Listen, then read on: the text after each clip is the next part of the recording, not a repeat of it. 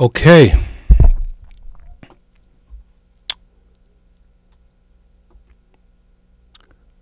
All right, folks. So we're here with another stream talking about Elon Musk. Let me kind of get this camera straight. All right. That's a bit over. So, as we know that Elon Musk is a mastermind and he has been dominating the tech sector for years.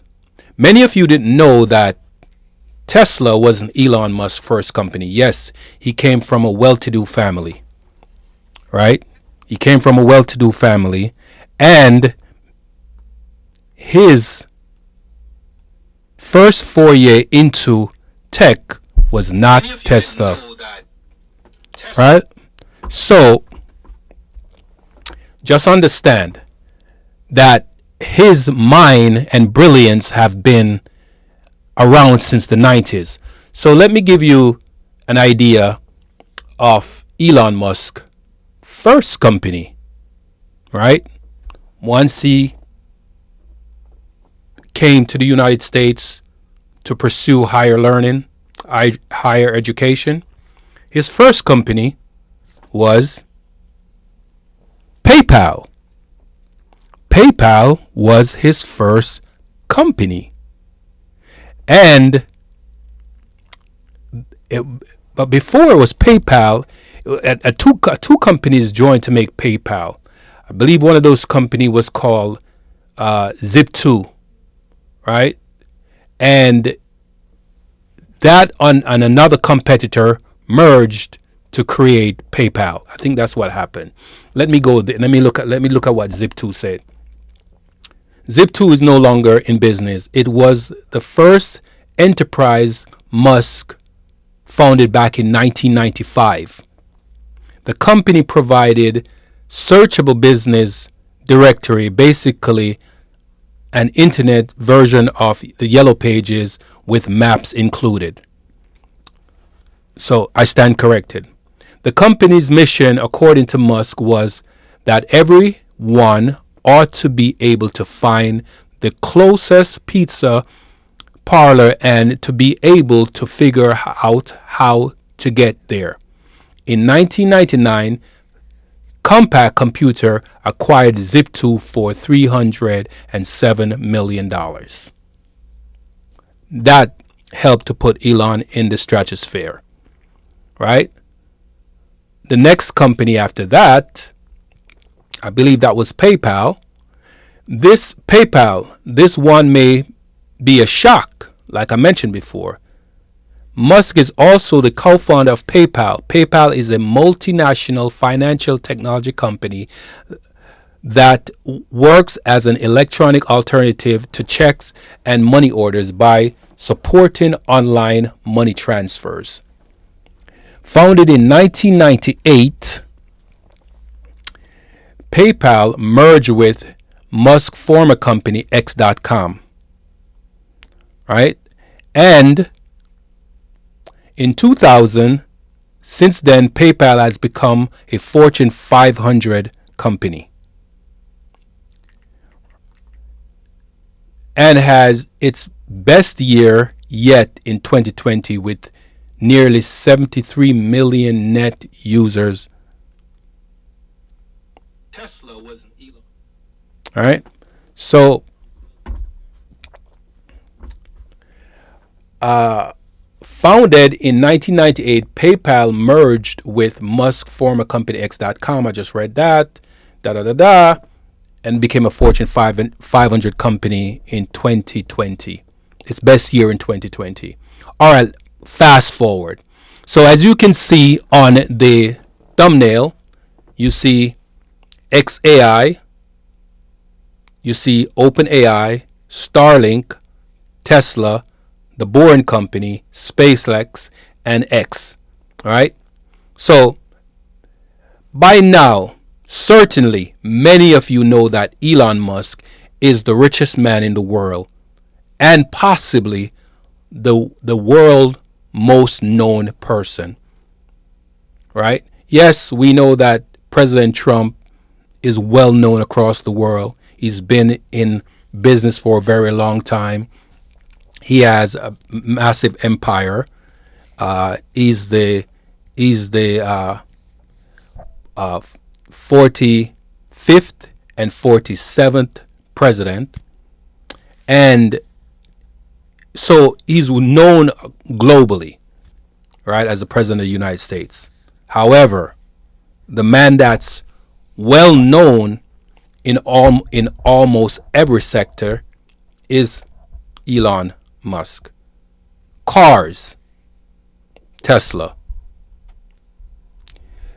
Search engine, OpenAI. Robotics, Tesla.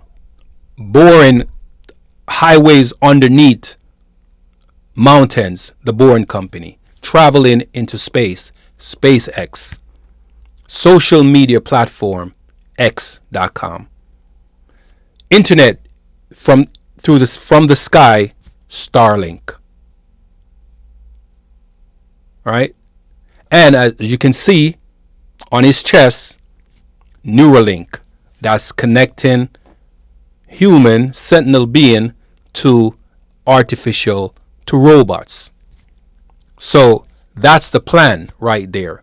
So these companies are what Elon Musk. Elon Musk is essentially not a part of the everyday, day-to-day operation with OpenAI, right? Which is what created ChatGPT. So if you know ChatGPT, right, then OpenAI, Elon Musk. So understand that his net worth is far more vast than every other billionaire out there. So accordingly, Elon's net worth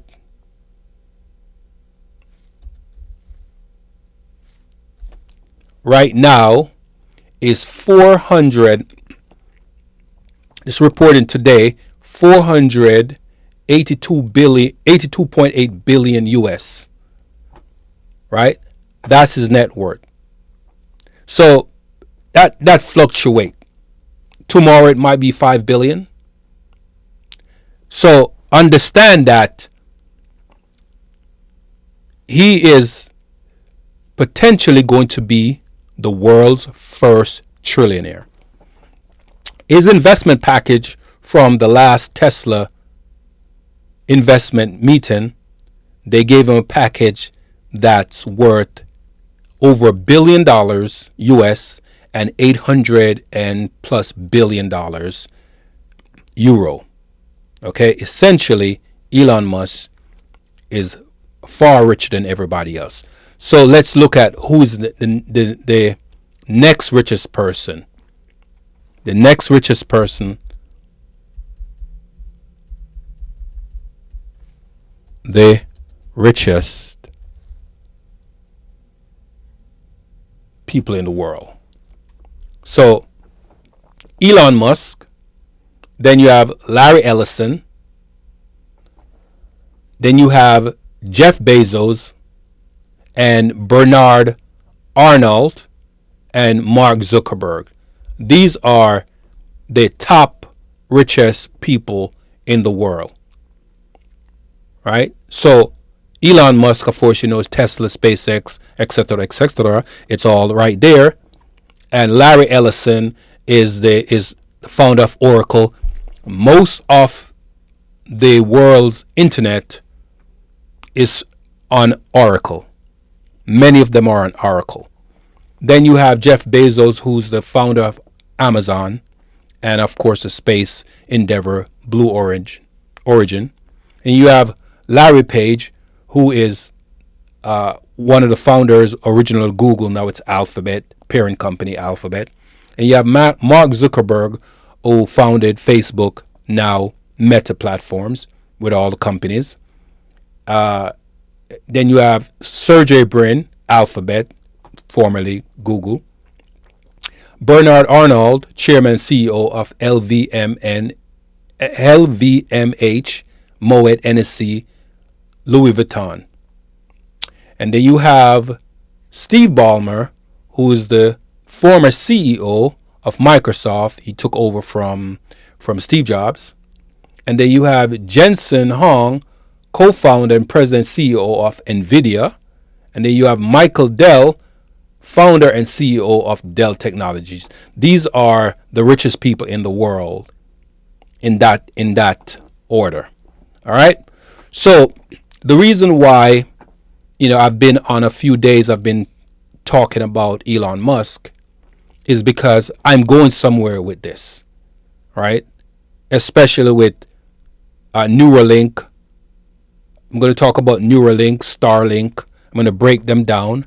It might not be in consecutive orders. I might put other videos in the process, but there's a reason I'm working to tie this all in together, right? And Starlink, Neuralink, X, SpaceX, right? And XAI, right, which is the one you see in the upper left-hand corner. All of these companies are playing a part. The Boring Company is going to play a significant part, right? A lot of you don't understand the play that's happening, but I see it clear as day. Bars. A lot of people don't understand the play, but I see it clear as day, right? That's what I'm talking about. So, earlier on today, Elon Musk, via the internet on X.com, sat down and had a fireside chat with Ran Barron, who is a investor. And Ron had some very interesting questions to ask, and Elon Musk's answers were quite interesting. Very interesting. And I really want you to pay attention because a lot is coming. A lot is coming. And it's coming fast. Right? It's coming fast. All of these are playing a part with what's going on in society, with the government, internationally. All right? So let's jump into that fireside chat and let's get it playing.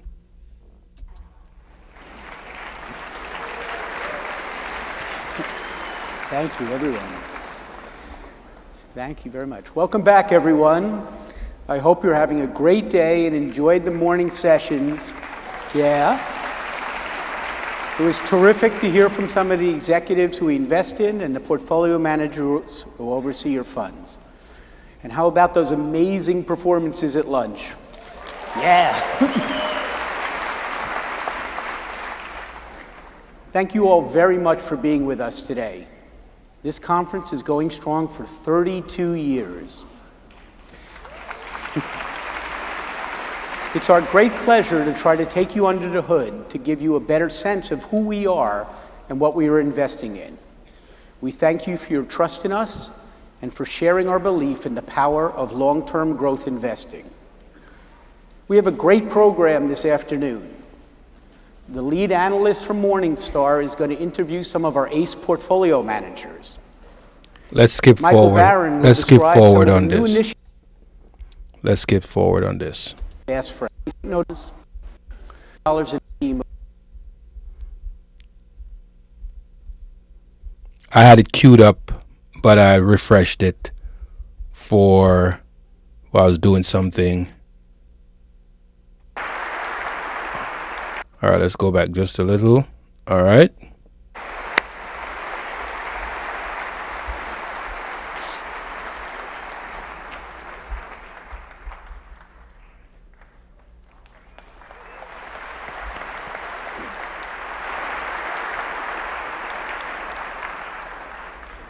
Thank you, everyone. As I said before, this is a lot different than Convention Hall in Asbury Park. Today, we're privileged to have Elon Musk join us virtually, and there couldn't be anyone more appropriate to speak to today when the theme of our conference is changing lives. There's no one who's changed our lives more than Elon, especially changed our lives financially, but changed everyone else's lives, and that really feels like it's just beginning. Without him, there'd be no electric vehicles, there'd be no FASD. Has anyone ever thought of full-service self-driving 5 or 10 years ago? Has anyone ever thought about that? Reflyable rockets, no one has been able to do that before. Congratulations to Jeff Bezos for accomplishing it yesterday, first time. We've already done, 5,000 flights? And we have 9,000 satellites, I think it is, on the way to 15,000. So, and the people who did that for him, did it for Jeff, are people who used to work for SpaceX, but couldn't go fast enough for Elon, so now they went over to Bezos. So there would be no Starlink, no Refly, no Optimus. In fact, one of the first questions I wanted to ask is I was telling my assistant about Optimus before and how the plan is to go from 1 million production next year to 10 million the following year to 100 million to 1 billion.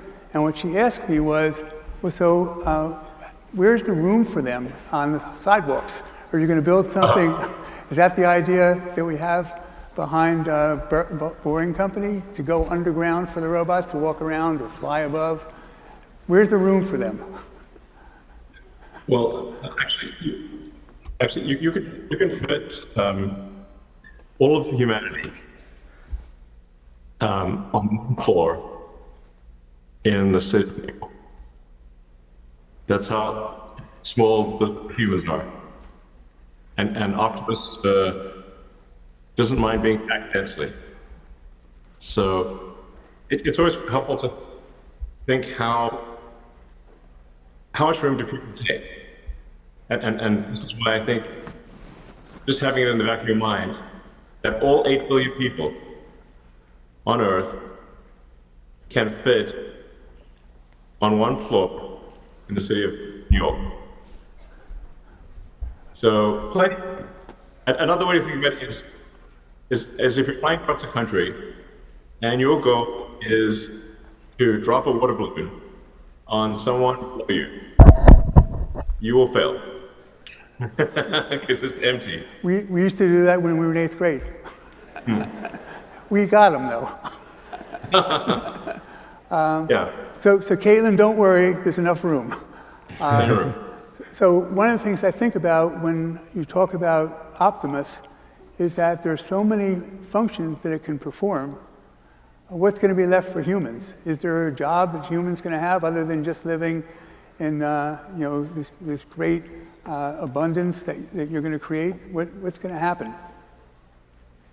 Well, I think there is this question of how do you drive meaningful life if the AI robots can do everything?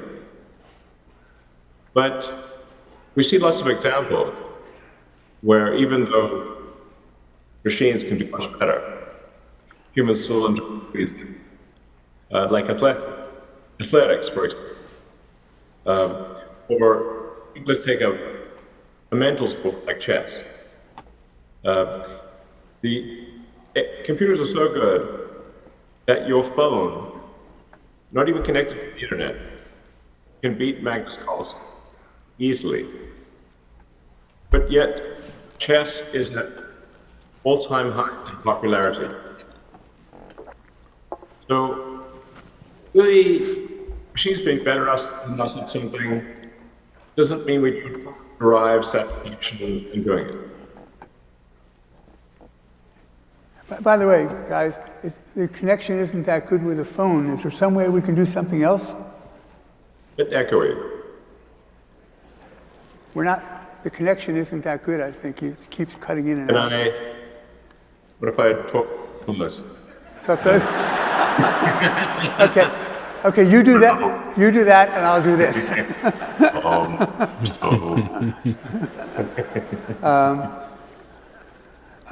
So the function, You feel like it like that close to look at my nostrils, sorry.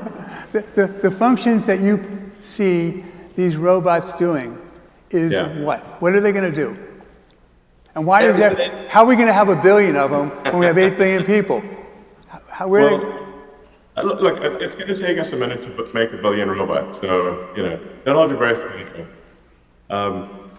But I think we will. There will ultimately be billions of humanoid robots on Earth. A way to think of it is, who on Earth would not want their own personal R2-D2 C-3PO? Like pretty much everyone wants, C-3PO, but even better. Like your personal helper buddy robot, it would be great. You could teach your kids, take your dog for a walk, get the groceries, chat, protect you when needed. Great. And then how many robots would there be in industry providing products and services? Probably 3 or 4 to 1 relative to humans, which suggests that total number of robots will be somewhere around maybe as high as 40 billion, maybe 30 billion robots. It's a lot. So Wow. The Japanese company, I think it's Kuka, those robots that are used in manufacturing are 50,000, 100,000, 150,000, and you're describing a robot that's $20,000. We have to have $1 million a year to do that, or $10 million a year to get to $20,000. And is that something that's going to be affordable for people? Are they going to be rented? Are they going to be purchased? Corporations, are we going to get some kind of carried interest once they buy them from us? How is this going to work? Or don't we have the model yet? My rough guess is that the cost of goods sold, their labor and materials for Optimus, after we reach 1 million units of steady state production, so call it a year after reaching 1 million units a year, because it takes a lot of effort to improve the cost. But at that point, I would expect the labor and materials to be $20,000 to $30,000 in current year dollars. I think that's a pretty safe estimate. When you're improving costs, so with cars, your idea is that everything we buy from other people to use in our cars, we know exactly how much it costs. And therefore, Yes. we can tell someone how much we're going to pay for what we're buying from them. And if they're making too much, then we make that stuff ourselves. Is that the same kind of idea we have in this robots, where it should be much simpler to make than a car? Or am I wrong? Because of the hand. The hand is extremely complex. There are 50 actuators in the hand and forearm. Actuator's the motor? Yeah, actuator is the motor, gearbox, and power electronics. So that's 100 per robot. Really, a lot of actuators and sensors. Right? Am I getting that right? Approximately. So there's a lot of complexity. Why is that important? Why is it important that we have such a complex hand? The dexterity. So in order to do dexterous tasks, you have to have a hand with the sensitivity, precision, and degrees of freedom of a human hand. Because so something that we find easy to do, like pick up a screwdriver or turn a wrench, or even say thread a needle or play the guitar, actually require a lot of dexterity. And one of the reasons we think we can achieve sustainable abundance, which is sort of the new sort of the revised version of the company's goal, because it was accelerate sustainable energy, which, as you mentioned, we've done that. Our new goal is sustainable abundance. So that's abundance for all, but in a way that is sustainable, that does not destroy any of the natural wilderness. How do we decide who gets what? Somebody wants to buy my house, they can just come in and start living there? Well, I'm not sure why. I mean, you do have a nice house, so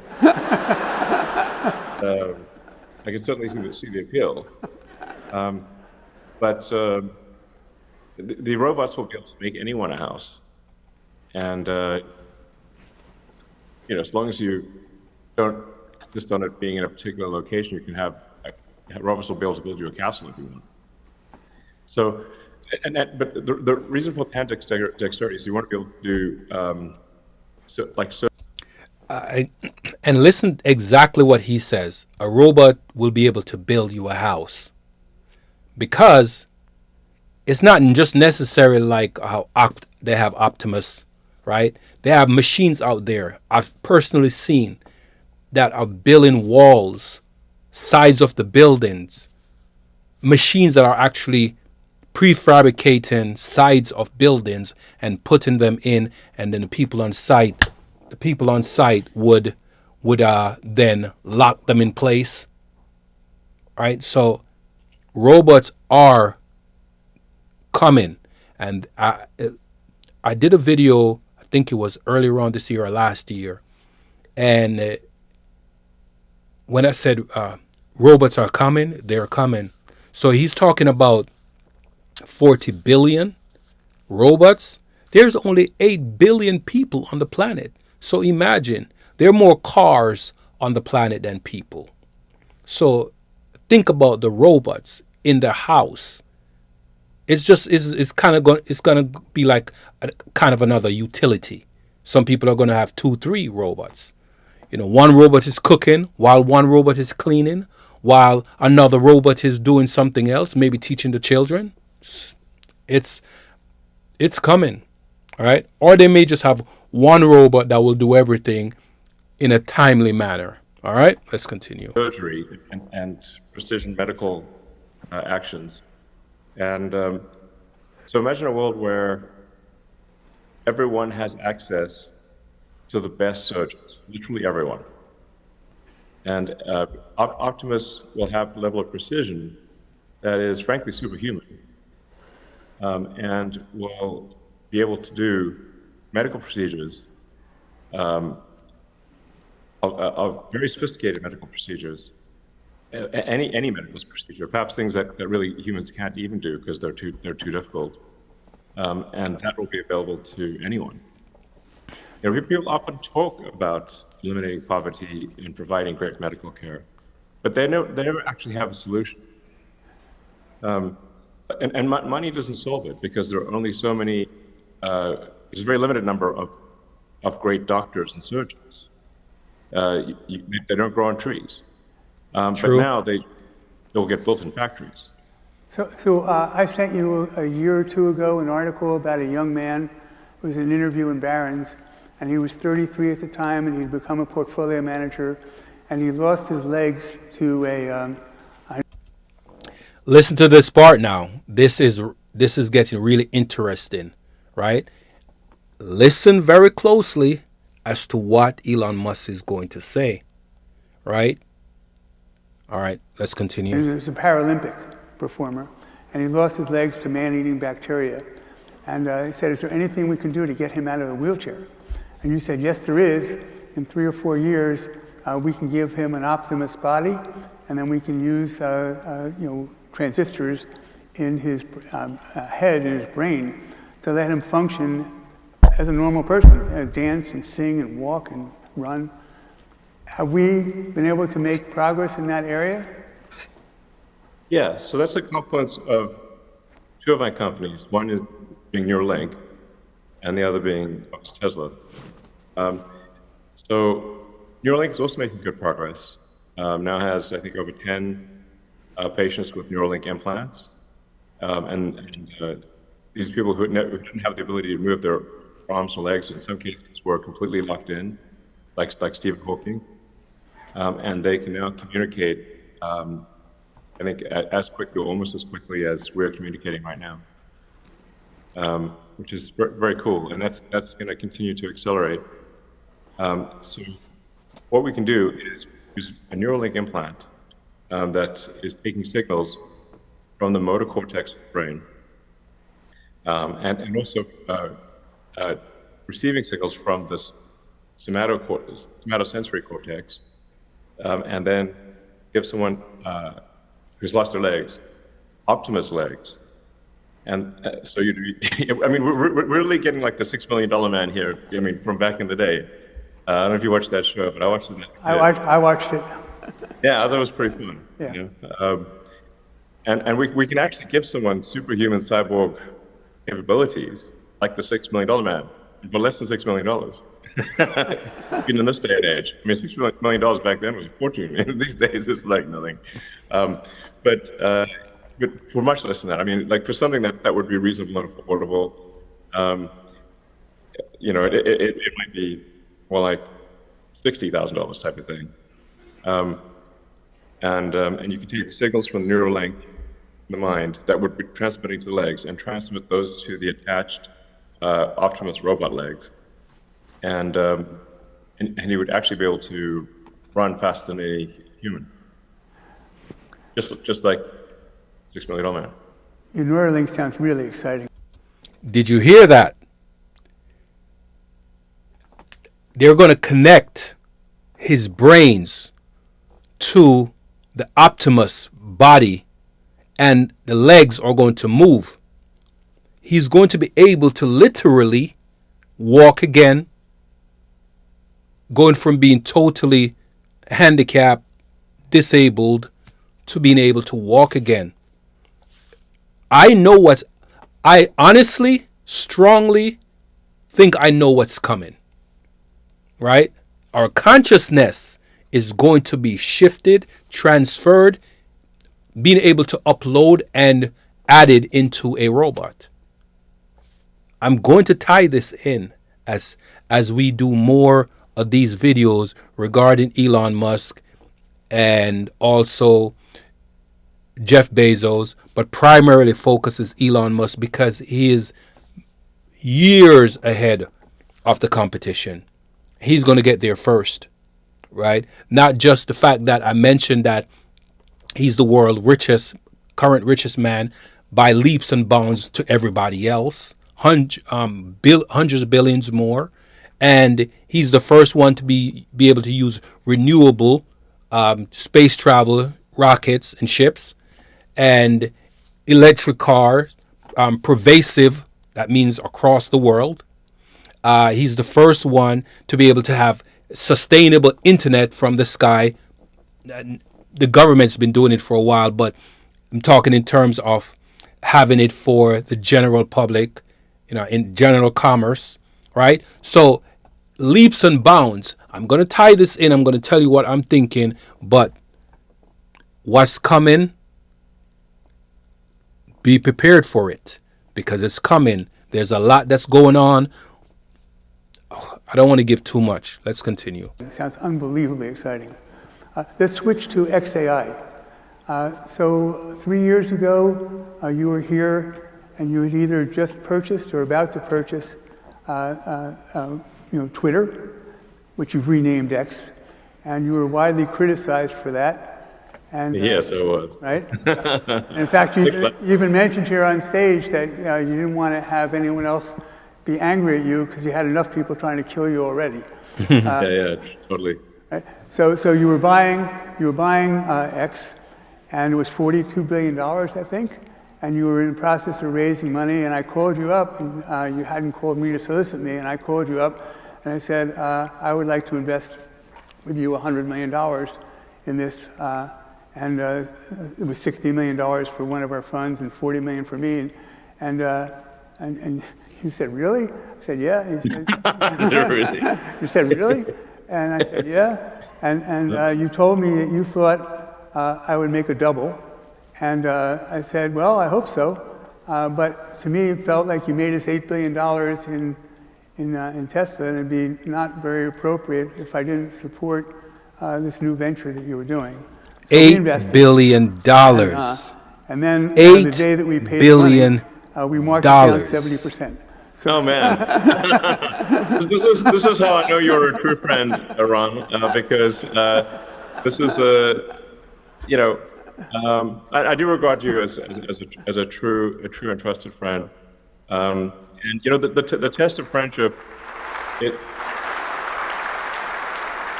I got more to the story. Well, It's a better ending. The test of friendship is who supports you when the chips are down and the times are tough and everyone's against you. That's a real friend, and that's you, Ron. Thank you. So we did invest that 100, marked down to 30, and then about a year later, we started getting phone calls from hedge funds who always seem to know things we're not supposed to know. Yeah. How do they do that? Right? And they started saying, I'd like to buy your stock for what you paid for it. And I said, I think I'd rather wait and stay in, which I did. And then changed the name to X and changed the configuration of the business. And then from that, you bought Twitter, and it came together in a social network along with this. And all of a sudden, we have a business that has incredible data. Did you buy this for the data that no one knew about, but the data with 600 million people talking with each other, so physical data that no one else has. And then you started Grok, which is based on our data, and everyone else doesn't have that, they got digital stuff. And then when they have Grok, then we need more data centers, and you're building those. And in a space of a very short time, less than months, you built a data center which is 4 times what is large as anyone else on the planet, 25,000 what other people had in CPUs, and we built it in GPUs, 100,000 more powerful. And then, now we're going to go to hundreds of thousands. But the bottom line is the investment that we made, we put up more money, and we have a total of $350 million invested over the past 2 or 3 years, and now it's worth $700 million. So everything you touch is like that. It's the most unbelievable thing I've ever seen. So everyone's investing in technology, and we are investing in the technology person, the best engineer on the planet. So thank you very much. So the vision is, the question is, did you buy X? Did you buy Twitter because of the data? Did you have all this in your head before you did it? Not really. No, I just bought Twitter because I thought it was having a negative effect on civilization, and just sort of pushing ideas that were anti-civilizational. It's sort of has been somewhat captured by the far left. It's fair to say the radical left. I mean, they wouldn't regard themselves as such, but it was captured by a group of people whose political beliefs are those of Deep Blue, San Francisco, and Berkeley, which is about as left as you get in America. So that meant it wasn't a good forum for debate, because they suspended many people on the right, including the president, as you may recall, a sitting president, which is really unprecedented for precedent. So I think we need to have a public square where there's true freedom of speech, and freedom of speech is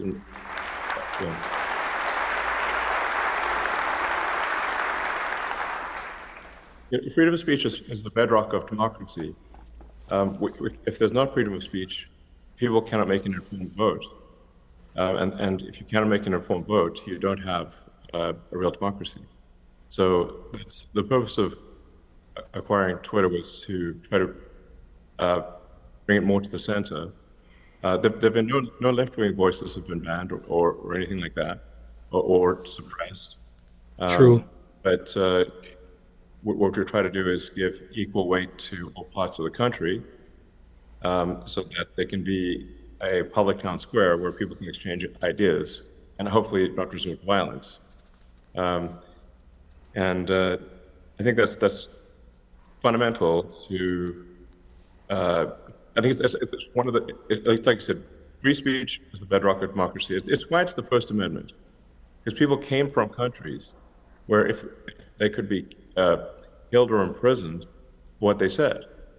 And in fact, this is happening all around the world as we speak, even in places like Britain. Wow. So that's anyway. I did it because I felt like if the civilizational risk had to be addressed. And I mean, True.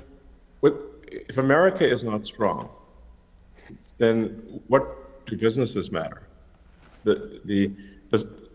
America is the central pillar that holds up a Western civilization, and if that pillar falls, everything falls.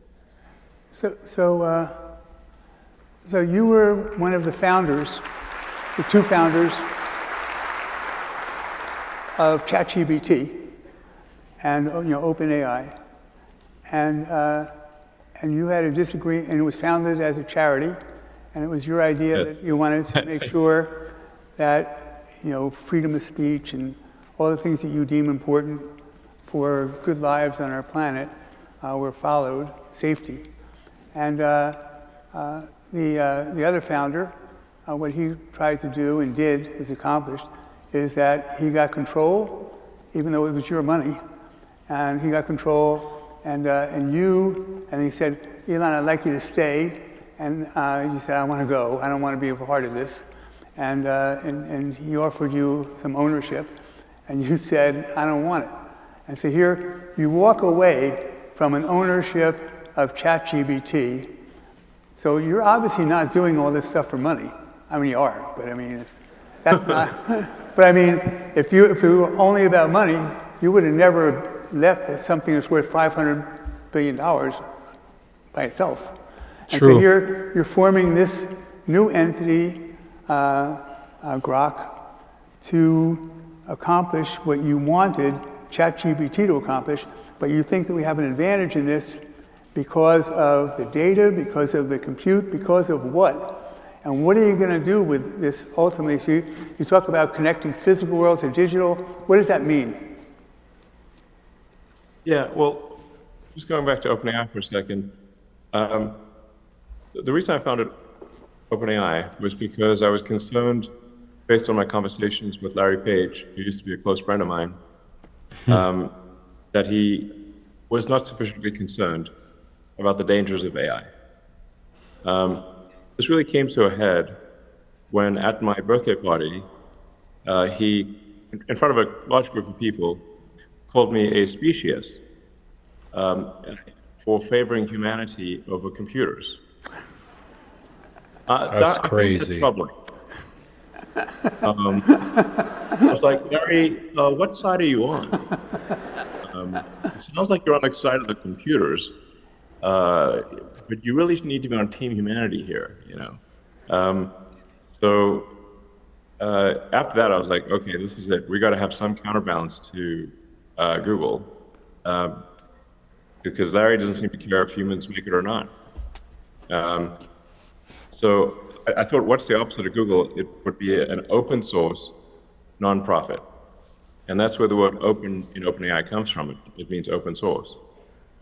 And then I provided all the money, beginning, like whatever the Series A, B, C rounds, and recruited the key people like Ilya Sutskever, and taught them everything I know.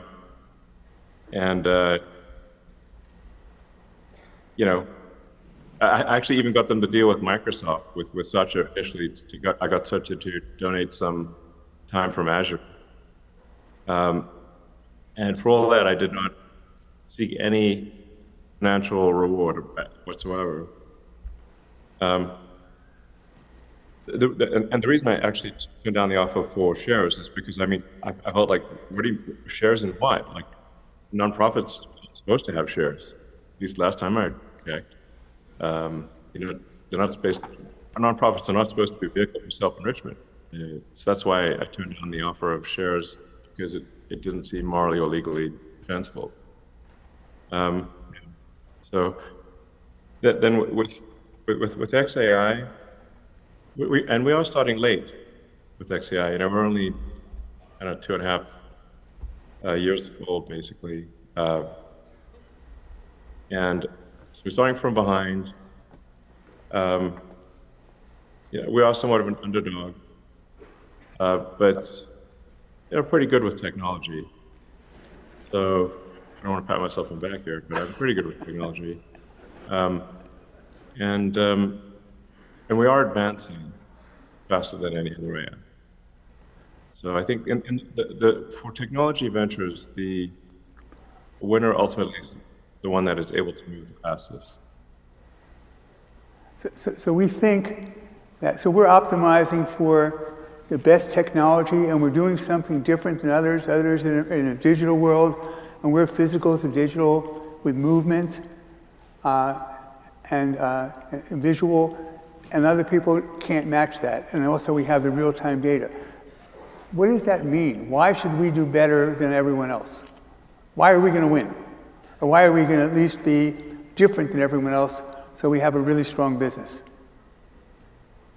Well, first of all, I think in terms of being a strong business, actually, I'm not too worried about that because even a small player that is successful in AI will be worth a lot because they will contribute so much in productivity to the economy. So, so it's actually pretty easy to achieve not pretty easy, but I mean, it's not, there will be many companies that are worth sustainably several $100 billion. Sustainably. Wow. So then several questions of like, well, how do we achieve the lead? That comes down to three things. Are you able to attract the best talent? Are you able to bring the most amount of AI hardware online? Can you bring GPUs online faster than anyone else? And we've already demonstrated that we can do that. Jensen Huang himself said that he was blown away by how fast XAI built the Colossus data center. Jensen said there's only one human on the planet who could have done that. That's you. Yes, he did say that. It's very kind of. I'm very. It's made us think about: are you really human? I keep telling people I'm an alien, but nobody believes me. I mean, when I got my green card, it said alien registration card. So I mean, you know, I have proof from the government. So aliens have to get registered.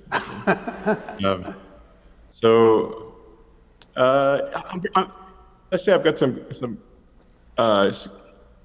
like relatively rare skills these days in America in terms of getting hardware built. If you look at the biggest successes in manufacturing in America since World War II, by far, are Tesla and SpaceX. Yeah.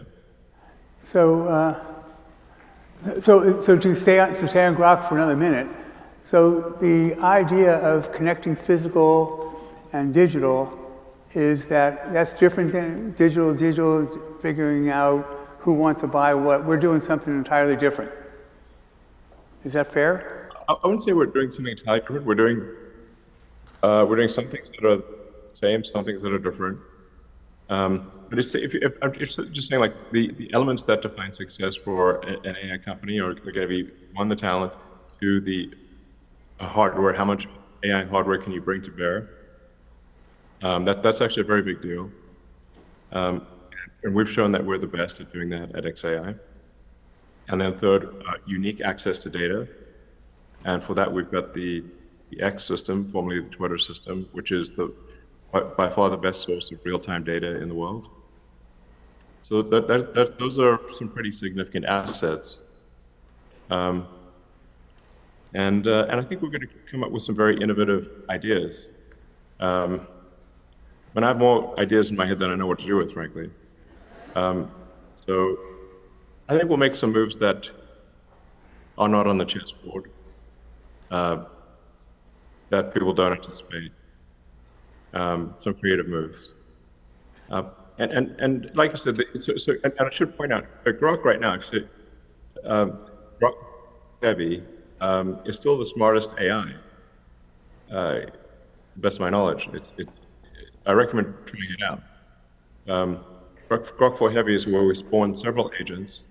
They work in parallel, and they compare their output, like a study group, and give you the final conclusion. And it keeps getting better. And now we've begun training on Grok 5. Grok 5, I think, will be the smartest AI in the world by a significant margin on every metric, without exception. I might be wrong, but I think that will be the case, and that will be in Q1 sometime. Grok 5. Yes. And Grok 5 is the first time where I thought, well, we have a non-zero chance of achieving artificial general intelligence. Not that it's a high chance. I calculate like 10%. That's what my biological neural net comes up with, which still means 90% chance that we don't, to be clear. But I've never thought that before. And so for the first time, I think, like, whoa, this really could be general intelligence, at least a small chance.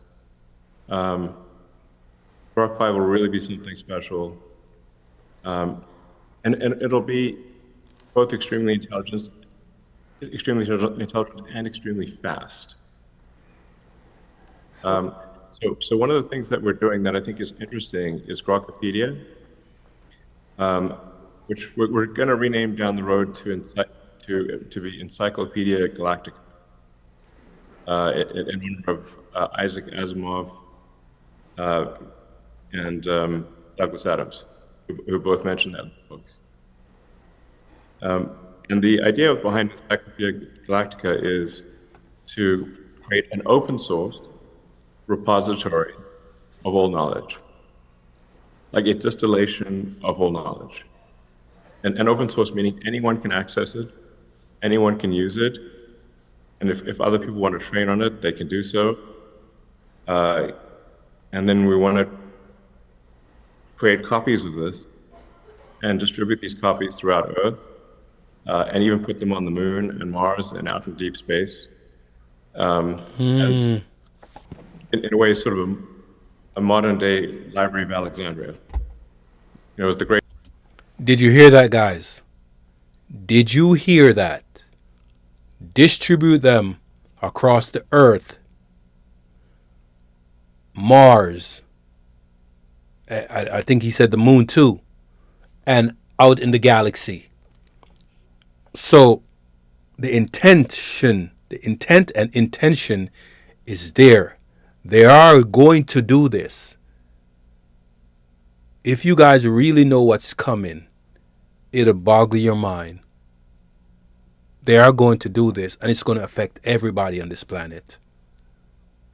There's no way to get around from it. What's coming down the pipeline is going to be very intrusive for a lot of people, very confusing, and for a lot, very welcoming for a lot. But of course, you know that when they are ushering in things, they feed it to us bits by bits by bits, kibbles and bits, right? That's how they feed it to us. And then one day, bam, and that's it.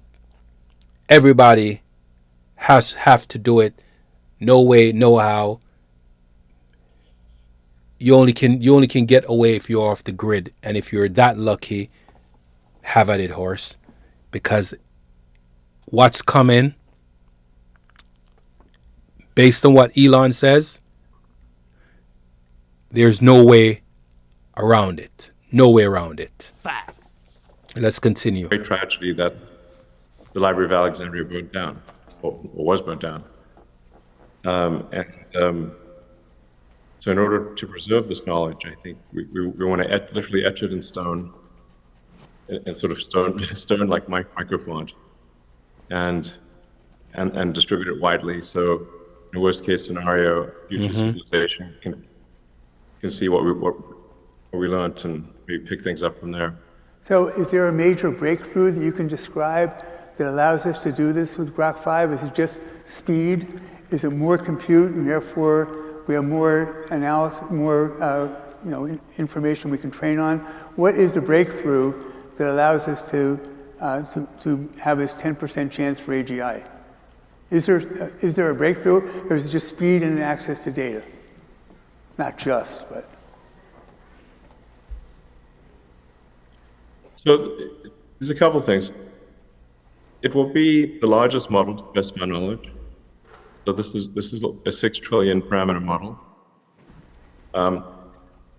whereas Grok 3 and 4 are based on a 3 trillion parameter model.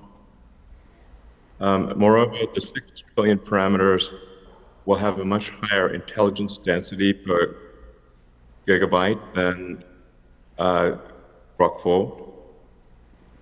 This is an important metric to think about: intelligence per gigabyte and intelligence per trillion operations. So we've learned a lot. The quality of the data that we're training on with Grok 5 is much higher. It's also inherently multimodal, so it's text, pictures, video, audio. It's going to be much better at tool use, and in fact, creating tools to be more effective at answering questions and understanding the world.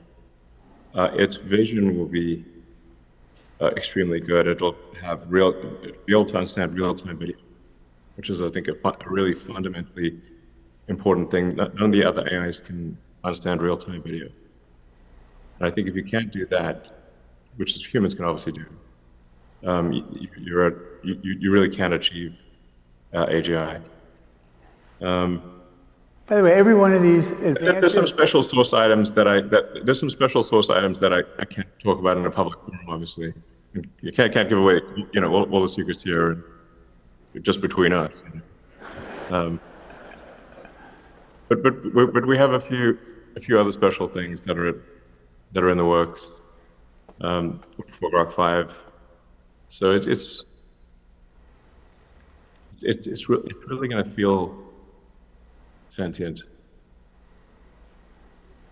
So, but there is no, with Grok 5, when you're talking about the advances, there is no limit.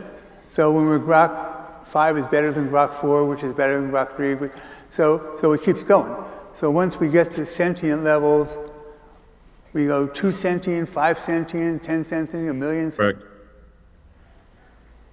The sentience will grow.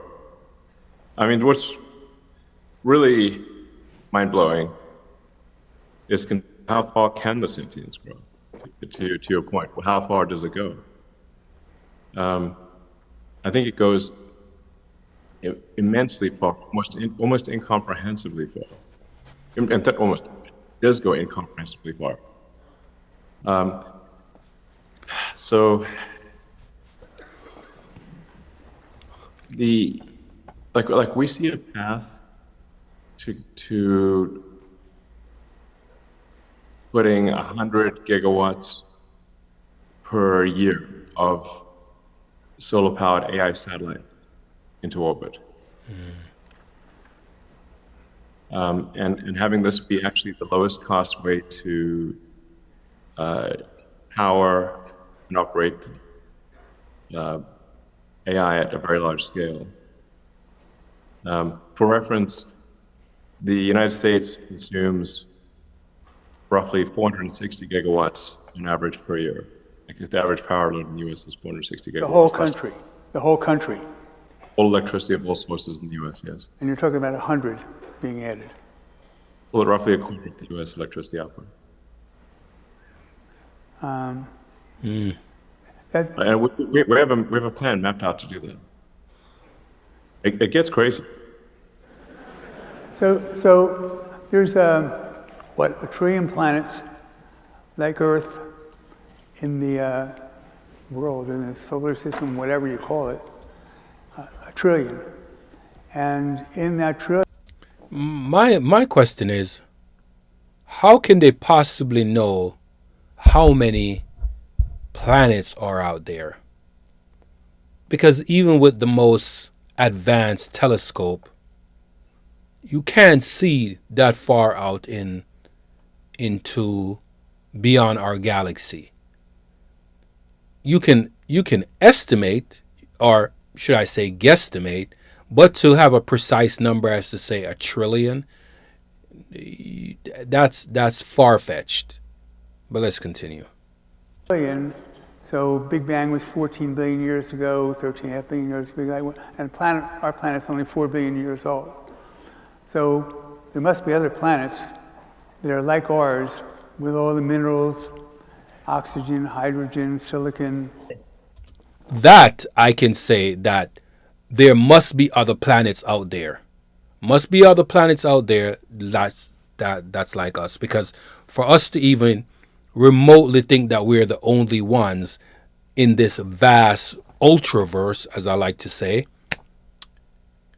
there are other civilizations out there, other life forms out there. You know, I once had this conversation with someone and I said, you know what? It's crazy. On Earth, the humans are the dominant life forms. But what if it's on another planet?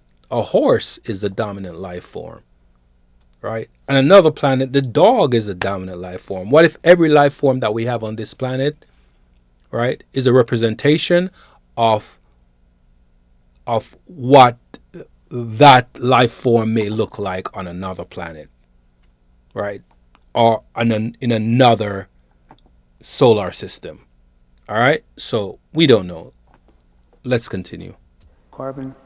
So life here has been extinguished 4 times.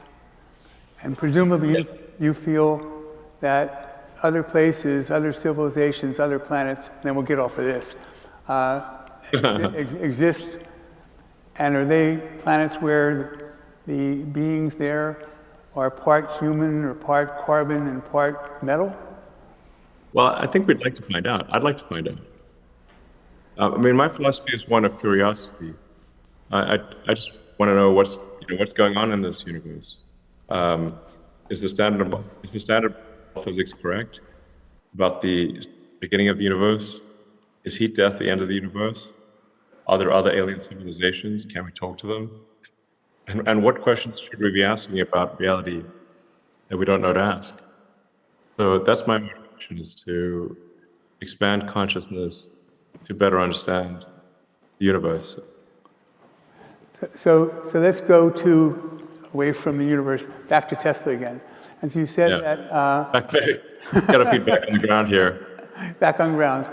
And so you said that our expertise is in making things better, faster, cheaper than other people. And when I started investing in Tesla, when we started investing in Tesla, you were telling us that it's the machine that makes the machine.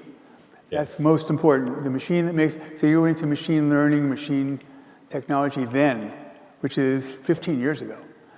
And and now the average car, I think, is 50 minutes, or 50 seconds, 40 seconds, 60 seconds, and we're now 35 seconds. Every 35 seconds, the car rolls off. And then you say that we're going to get down to 10 seconds, and you said it's a possibility we can go to 5. 5 seconds, every car is rolling off a line. How's that happen? I certainly see a path to achieving a roughly 5,000 millisecond cycle time, or 5 seconds, which is that's only really walking speed. That's like sort of a fast walk. 1 meter per second is a fast walk. The car is less than 5 meters long. So 5 second cycle time. The cars will be exiting the line at walking speed. So you can run away from them. It's not going to be like they're coming out like bullets or something. But as a rough rule of thumb, it's 10,000 minutes in a week. If you run a 24/7 operation, and you get let's say 10 cars per minute, you've got 100,000 cars a week. So, but the question is, how come we're able to do this? Do other people just not care? Or they think that, gee, if I do something, if I have this idea and we try to implement it and it doesn't work, then I'm not going to get promoted, or I can get fired, or I'll get blamed. And if it works, then I'm going to have to do a lot of extra work that I wouldn't know how to do if it didn't work. So why don't other people have, a mindset of making things better? Why, the Chinese, they've been great at copying us. And in some instances, probably even done better than us after they've copied for the first time. But how come do you think that other people haven't been able to make the advances we have? And even the guy from Ford just recently said, gee, there's people in China, wouldn't give us compliments, but he said the people in China, and the Chinese have copied us, those people in China are doing great, which is really a compliment to us, because the reason they're doing great is because of us. So why don't other people do this? Why doesn't he do that? Most companies are incrementalist. The management team wants to do, 5%, maybe 10% better than last year, as opposed to take big risks that could fail. Obviously, I don't have a problem with taking big risks. Yeah, I'd say. And I like to use the tools of physics to analyze things. And when I was in the factory one night, I was looking at the factory, and I was like, this could be much more efficient. It could be much faster. Just rough math, trying to calculate the volumetric efficiency of the factory. So if you divide the factory into cubic meters and say how many cubic meters are doing something useful, and it's a surprisingly small percentage. So the volumetric density is not very good. And then the speed of the cars and the parts moving is quite slow, generally limited by the speed at which people can, say, attach brake lights or a seat or something like that. So if you densify the factory and improve the volumetric efficiency, which is helpful for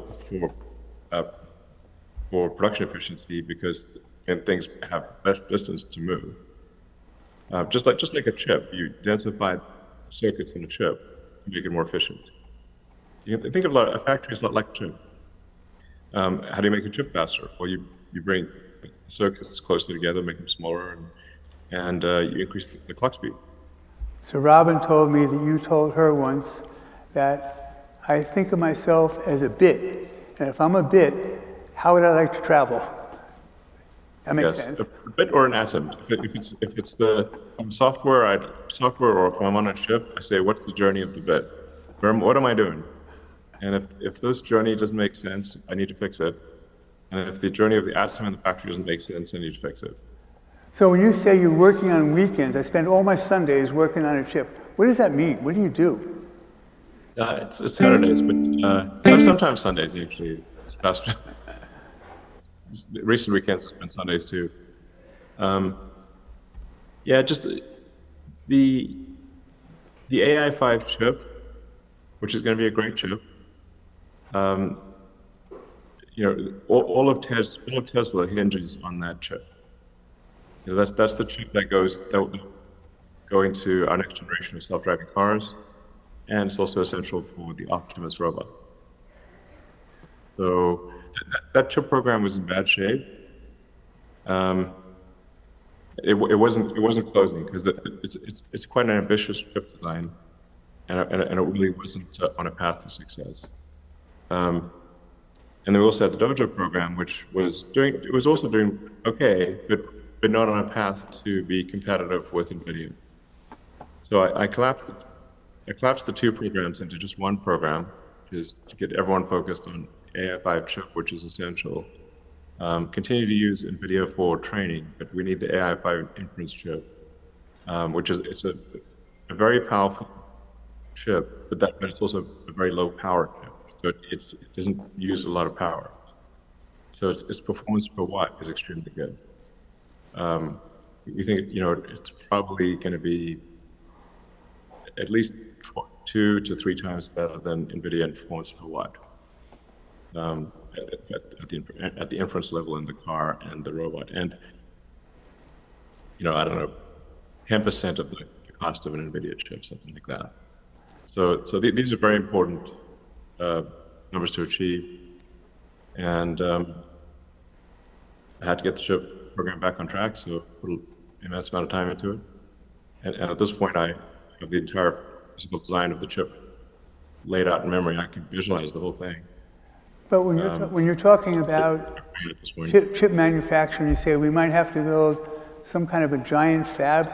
Presumably, we would have a partner with TSMC or with Samsung. We wouldn't do this by ourselves. And those guys have been doing this we would do it by ourselves. And these are things that cost $20 billion, $30, $40 billion. And where do the people come from to do this? How could we not have partners? Is your thought to have a partner, to do it by ourselves, ultimately 10 years? There's not going to be enough chips in the world to accomplish what we're trying to do. Yeah, first of all, I have immense respect for TSMC and Samsung. And we've worked with both TSMC and Samsung at Tesla and at SpaceX. So TSMC and Samsung are great companies. And we want them to make our chip as quickly as they can and scale up to as high as possible volume that they're comfortable doing. But it doesn't appear to be fast enough. When I ask how long will it take from start to finish to get a new chip fab built, they tell me five years to get to volume production. I'm like, 5 years to me is an eternity. My timelines. To me too, by the way. 1 year, 2 year, and at year 3, it rails to infinity. So I can't even see past 3 years. So then I'm like, damn, okay, this is not going to be fast enough. So now, if they change their minds and say, yeah, they're going to go faster and they want to provide us with, 100, 200 billion AI chips a year in the time frame that we need them, that's great. But how could they not, when they know that we're demand and we are going to use the product? 100 billion AI chips. 100 billion. Wow, the capacity of the production that they need to create 100 billion. And all the Internet of Things that they're going to put these chips inside of to make everything interoperable. Earth, satellite, Moon, Mars. That's the order. Earth, satellite, Moon, Mars. The intergalactic communication between what's going. Oh man, there's so much that's coming down the pipe. There's so much that's happening. That's why I made a thumbnail like this, because I'm going to tie everything in together. Wait for it. Our own product. How could they not want to be our supplier? Or how could they not want to be partners with us? I don't understand. No, well, they are partners. We're using both TSMC and to really expand capacity tremendously. Why don't they do that? From their standpoint, they are. Because we'll be using TSMC Taiwan, TSMC Korea, TSMC Taiwan, TSMC Arizona, Korea, Samsung, and the Texas fab, Samsung. So we got 4 fabs going.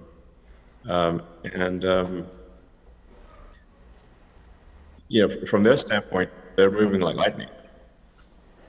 I'm just saying that nonetheless, it would be a limiting factor for us. They're going as fast as they can. And from their standpoint, there's pedal to the metal. They've just never had someone without company without sense of urgency. So that's like, man, it might just be that the only way to get to scale at the rate that we want to get to scale is to build a really big fab.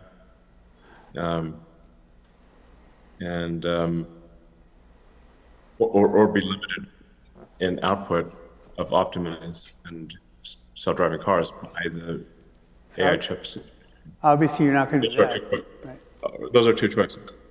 To go to FSD, we don't have too much more time, but FSD, full self-driving,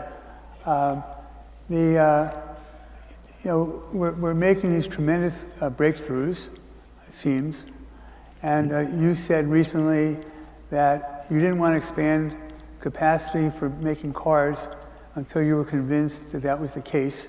You are now convinced that's the case. And yes. Again, here, we're making these exponential leaps in these cars. And you said that a very large percentage of people who've actually paid for full self-driving don't use it and have never tried it before. Yes, that's pretty well. How are we doing? Try something, you want to try it type of thing. Amazing. It's like subscription. So we're now kind of insisting with customers for safety reasons that we demonstrate full self-driving, because the numbers are unequivocal at scale that with now over 10 billion miles driven, that it's 4 times safer on full self-driving than not. So it's actually a big improvement in safety. And so at this point, we're just insisting that we at least demonstrate self-driving to customers so they know how to use it and turn it on for safety reasons. So it drives, full self-driving drives just like a person, as opposed to having to code to look for every circumstance that would happen. And you had this is a fire truck in front of us with a bicycle attached to it, or someone walking his dog while he's driving along. They have to identify everything with a code. What AI does, what we do, is as I understand it, is to make sure that it's just like us. Is that fair? Yes. The key to achieving full self-driving, unsupervised full self-driving, much safer than a human, is improving the AI software in the car. We're confident that the AI hardware, that's a chip that we designed, currently made by Samsung, is capable of achieving a safety level unsupervised, meaning if you're asleep in the car, at least 2 to 3 times that of the average driver, maybe more. And then with AI5, we think you can achieve probably a 10x improvement in safety. So these are really big deals. I mean, I think these are very profound things that I'm saying here. And I really encourage people to go out there and try Tesla self-driving and see it for yourself. And you can just go to any Tesla store; they'll show it to you. It's not secret. Everyone here, you're benefiting if you try this and then buy it. But once you try it, you're going to buy it. So you should try it. So I want to close on what I mentioned this morning on CNBC, was that you're not doing this so you can get enough money to buy a beach house. You're doing this, even mine. Yeah, that's right. But you're doing this because, Larry Page was right. You're a species that you think humans should survive. Yes, I'm unabashedly pro-human. So you're spending, actually, whether you're worth another $1 trillion or $400 billion, it doesn't really matter. What are you going to do with all this money at the end?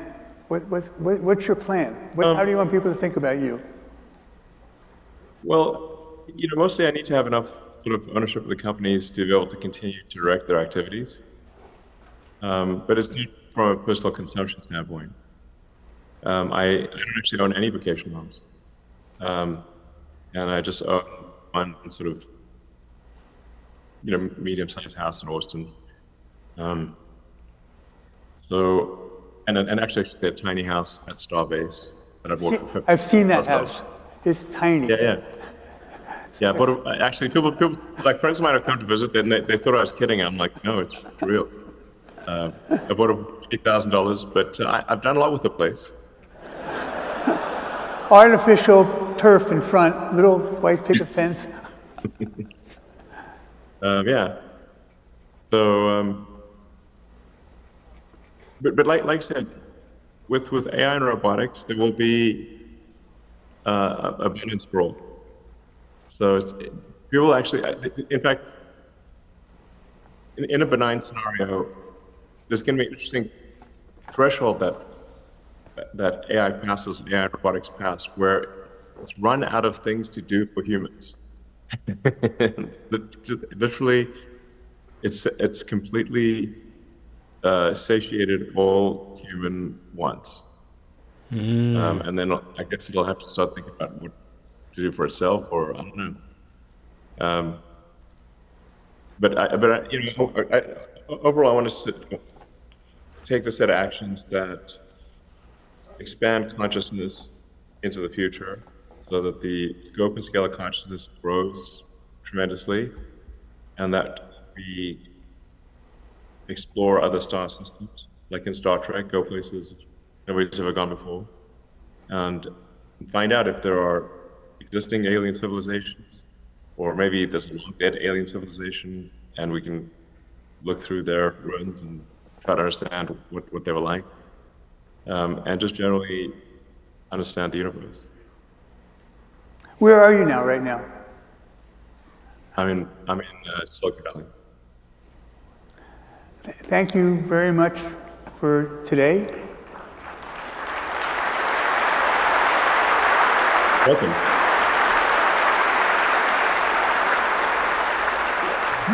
Thank you for everything you've done for me, for our shareholders, and for humanity. Thank you, Ron. Thank you, sir. Everyone.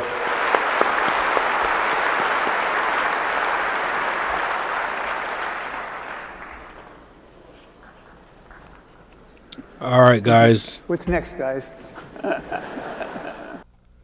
And that was an interesting stream. And a lot is going to be happening. A lot is going to be happening soon. And everything is being tied in. All of Elon Musk's company, they're purposeful. Just understanding the psyche of a person like this, a genius like this, kind of like Tony Stark's, right? In Iron Man. And just think about the concepts of all the different components, right? I don't want to speak too much, like what I'm going to do as days and time goes by. I'm going to talk about each of these companies that's on the thumbnail, right? I'm going to create other thumbnails, and I'm going to emphasize one, and then I'm going to talk about it, tie everything in. All right, so that's all, folks. Thank you for watching. One love and respect. And like I always say in closing, remember, question everything, because if you don't, you may fall for anything. Right? Remember that. Question everything, because if you don't, you may fall for anything. Right? So be vigilant, pay attention to what's to come, be observant, and have a good day. Enjoy yourself. All right?